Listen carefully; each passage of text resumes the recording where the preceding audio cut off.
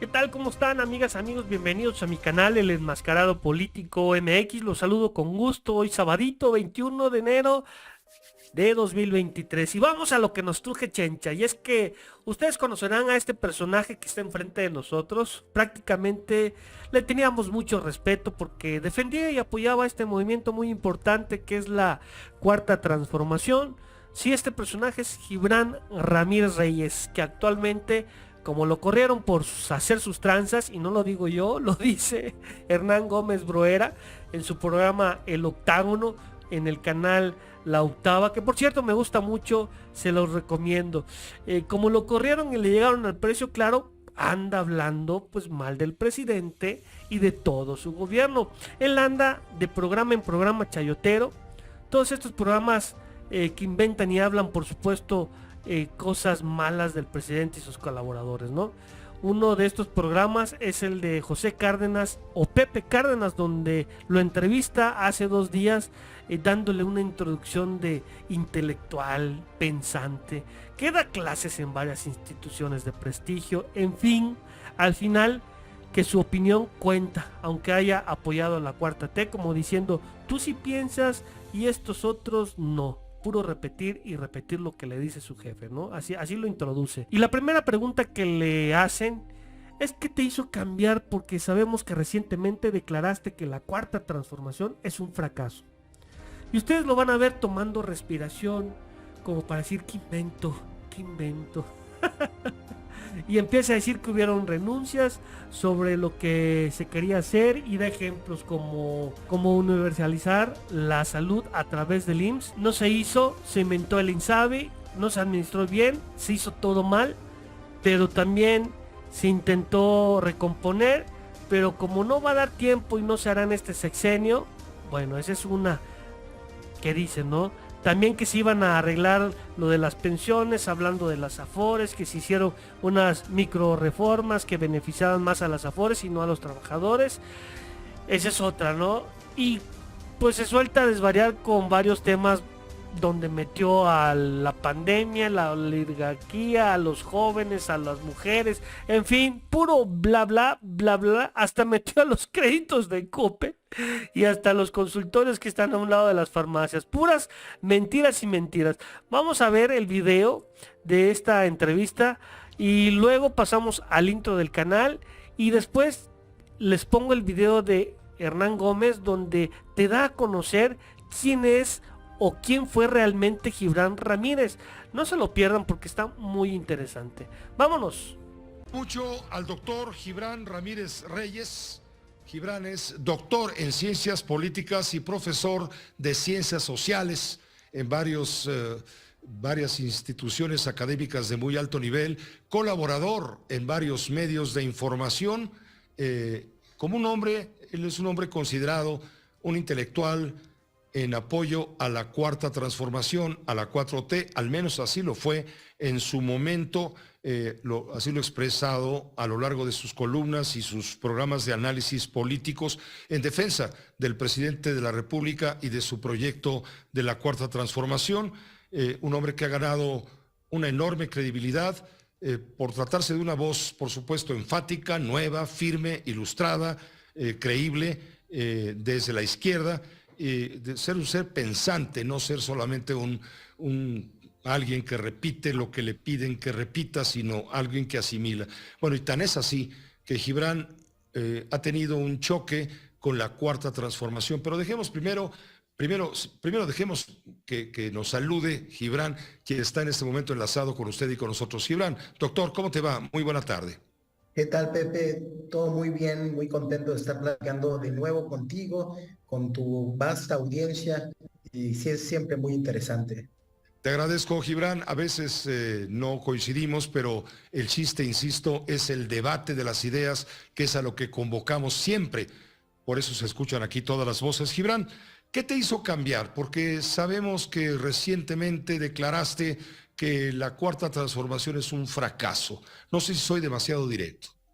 Sí, no, la verdad es que desde el principio de este gobierno se empezaron a acumular una serie de renuncias sobre lo que se quería hacer. Por ejemplo, Se dijo que se iba a universalizar la salud y primero a través del IMSS. No se hizo, se inventó el INSABI, se hizo todo mal administrativamente, se dio un gran rodeo y ahora se está intentando más o menos recomponer, pero ya no va a dar tiempo, eso ya no sucedió en este sexenio. Se dijo que se iba a arreglar el problema de las pensiones e hicieron una microreforma que acaba beneficiando a las AFORES y no a los trabajadores. Entonces allí hubo una segunda renuncia. Eso pasando por las más importantes, que para mí son dos cosas que se repitieron hasta el hartazgo. Una, separar el poder político del poder económico. Eso no sucedió. A la oligarquía de México le está yendo muy bien. En la pandemia le fue mejor que nunca. Y sin embargo, a los trabajadores, sobre todo a los jóvenes y a las mujeres, les ha ido muy mal. Las brechas salariales de género y por edad se profundizaron en la pandemia. Entonces la desigualdad se incrementó.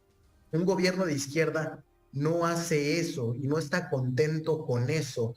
Un gobierno de izquierda cobra más impuestos y distribuye mejor para los servicios públicos.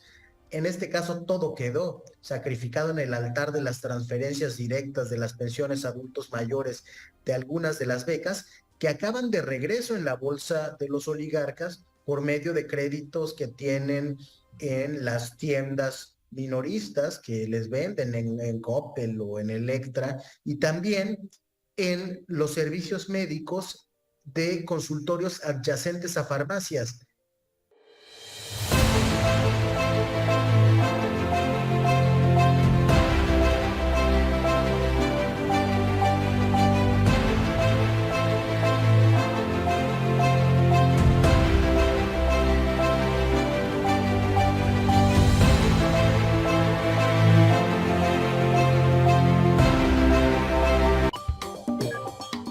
A ver, la metamorfosis de Gibran, que se ha materializado especialmente en los últimos 3 meses, no se explica solamente por su fracaso en convertirse en un político, tratando de saltar intempestivamente, escalar, digamos, a posiciones que en general toman 20 o 30 años para llegar a ellas.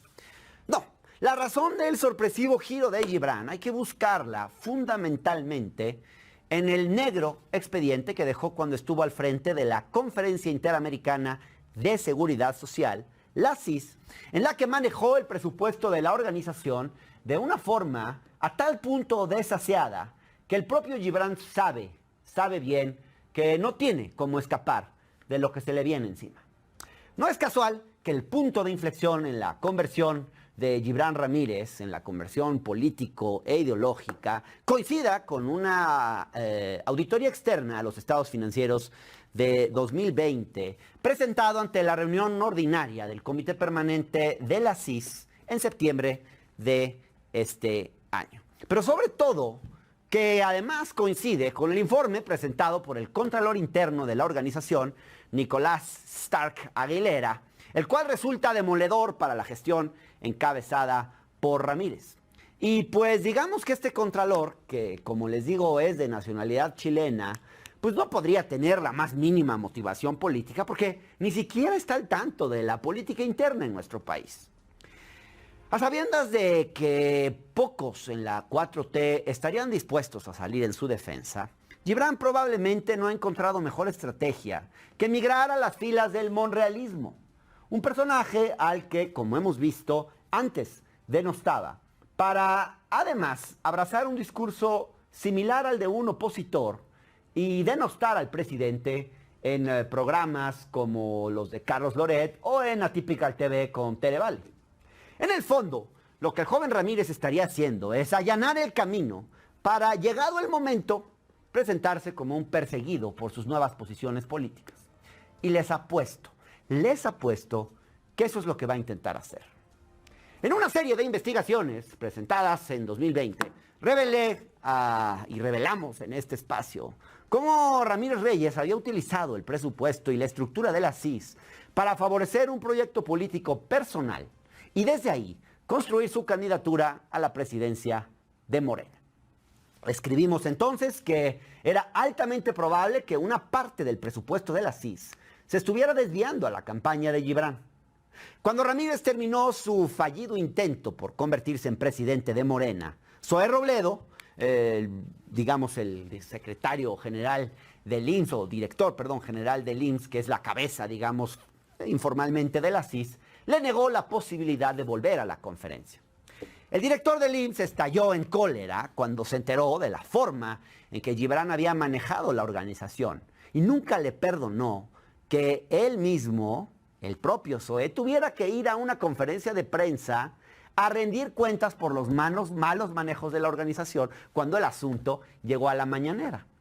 Por eso, en lugar de Gibran, Zoé Robledo propuso a la membresía de la CIS a un nuevo perfil, a Álvaro Velarca, un funcionario de la confianza de Zoé Robledo, que se dedicó pues a sanear las maltrechas finanzas que había dejado su antecesor y a modificar las reglas para evitar que se repita un escándalo como el protagonizado por Gibran.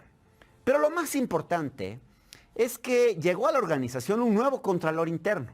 Repito, es el chileno Nicolás Stark, que, bueno, como ya mencioné anteriormente, es quien ha revisado las cuentas que dejó Gibran. Gracias al informe de Stark, que repito, nadie puede acusar de tener una motivación política contra Gibran, pues porque la política mexicana ni le viene ni le va. Es más, probablemente apenas si sepa quién es Gibran. Pero bueno, gracias a él, gracias a sus informes, sabemos que el desvío de recursos durante la gestión de este joven ex, o no sabemos si todavía es morenista, pues fue más allá de lo que muchos imaginábamos. Y es que en septiembre de 2020, en plena pandemia, cuando, al igual que el personal de muchas otras instituciones, la gente de la CIS trabajaba desde casa, Jorge Esparza, el director de finanzas de la CIS y uno de los hombres incondicionales de Gibran, al menos en ese momento, firmó un contrato para arrendar una sede alterna en la calle Mier y Pesado número 26, en la colonia del Valle Norte, la cual tuvo un costo de 1.320.000 pesos anuales, con un pago mensual de 110.000 pesos.